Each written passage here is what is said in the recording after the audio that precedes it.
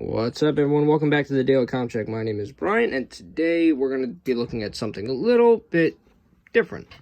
So normally I do servicing on radios. I give advice and my input.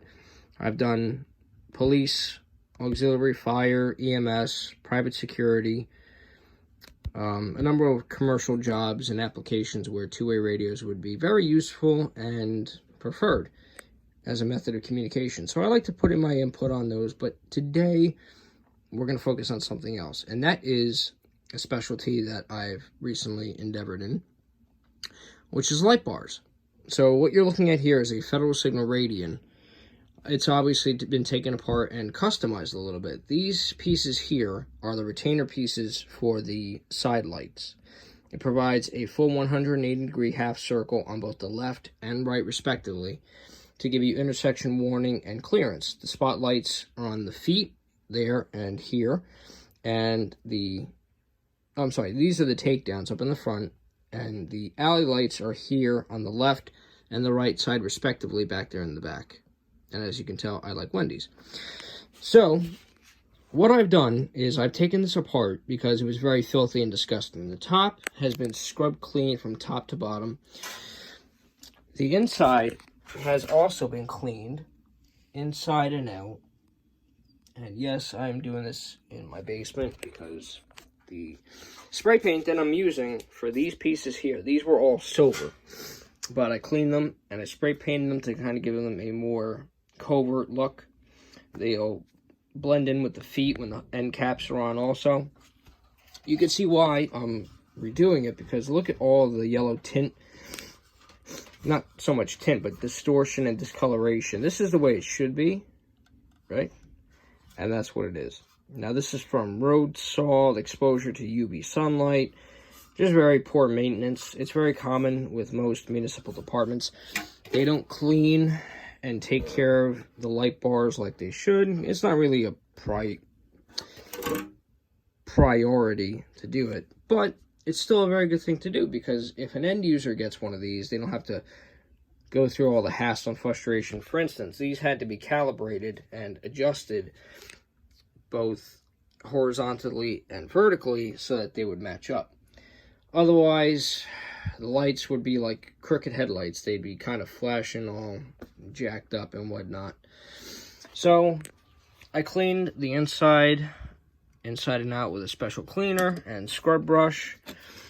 I used my own special concentrated solution to make sure that these are clean inside and out. I also tried to touch up the little diodes in there. If the camera will focus, you can see them.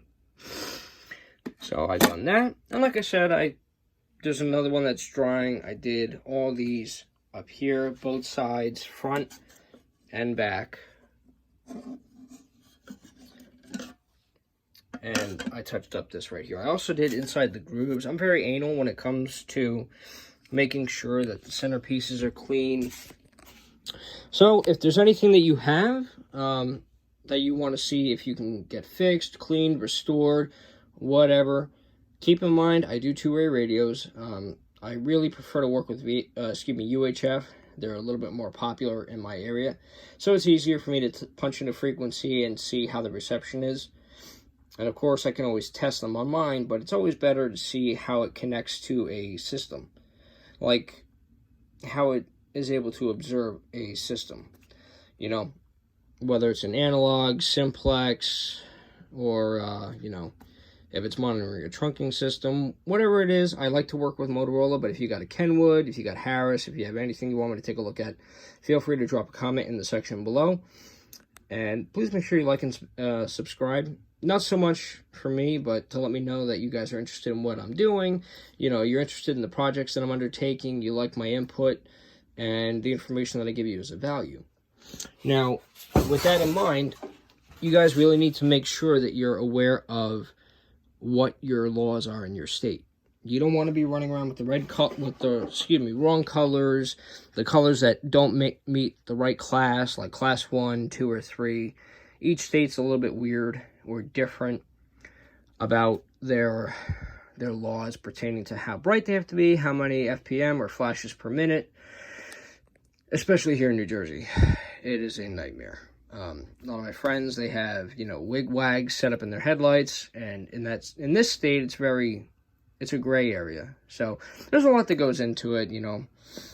So if you guys want to keep seeing the updates and the videos, make sure you like and subscribe so I know that you're interested.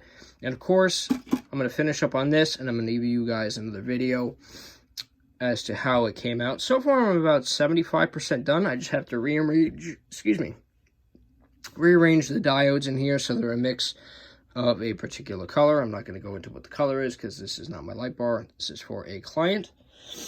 So yeah, let me know how you guys like the videos. If there's any particular light bar you guys want me to, you know, break down and kind of give you a how to reassemble, detail, clean, and repair, you know what to do. So once again, everyone, this has been Brian with the Daily Contract. Thank you very much. Stay safe out there, and tune in again next time.